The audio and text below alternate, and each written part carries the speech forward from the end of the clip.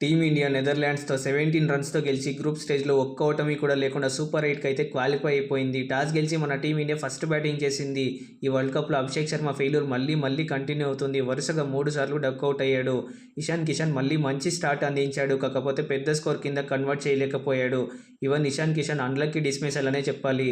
తిలక్ వర్మ కూడా decent batting చేశాడు. Strike rate అంత ఇంప్రెసివ్గా అయితే లేదు. 27 బాల్స్లో 31 రన్స్ చేసి అవుట్ అయిపోయాడు. సూర్యకుమార్ యాదవ్ క్లాసిక్ బ్యాటింగ్ చేశాడు. మన టీమిండియా వరుసగా వికెట్లను కోల్పోవడంతో స్కై కాస్త స్లోగా బ్యాటింగ్ చేయాల్సి వచ్చింది. తర్వాత నంబర్ 5లో వచ్చిన శివం దుబే సూపర్ బ్యాటింగ్ చేశాడు. 212 స్ట్రైక్ రేట్తో బ్యాటింగ్ చేశాడు. కేవలం 31 బాల్స్లోనే 66 రన్స్తో మన టీమిండియా ఫైటింగ్ టోటల్ అయిన 193 రన్స్ చేయడంలో కీ రోల్ ప్లే చేశాడు.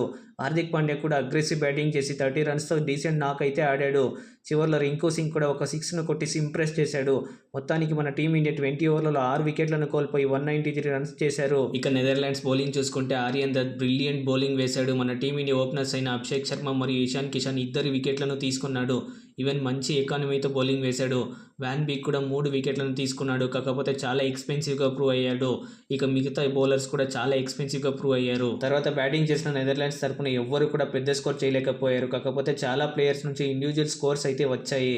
మెచెల్ లెవెట్ 24, మ్యాక్స్ డౌట్ 20, వాస్డెలిట్ 33, కాలెన్ అకర్మాన్ 23, జాక్ లియన్ 26 మరియు నోవాక్ క్రోస్ 25. ఇలా చూసుకుంటే బ్యాటింగ్లో ప్రతి ఒక్కరు కూడా పర్ఫామ్ చేశారు.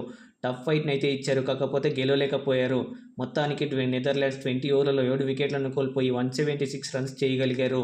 ఇక మన టీమిండియా బౌలింగ్ విషయానికి వస్తే వరుణ్ చక్రవర్తి బ్రిలియంట్ బౌలింగ్ వేశాడు. 3 ఓవర్లలో కేవలం 14 రన్స్ ఇచ్చి 3 ఇంపార్టెంట్ వికెట్లను తీసుకున్నాడు. శివం దుబే కూడా 2 వికెట్లను తీసుకొని ఆల్రౌండర్ ప్రదర్శనతో ప్లేయర్ ఆఫ్ ద మ్యాచ్గా నిలిచాడు. మీకు వీడియో కనుక నచ్చితే లైక్ చేయండి.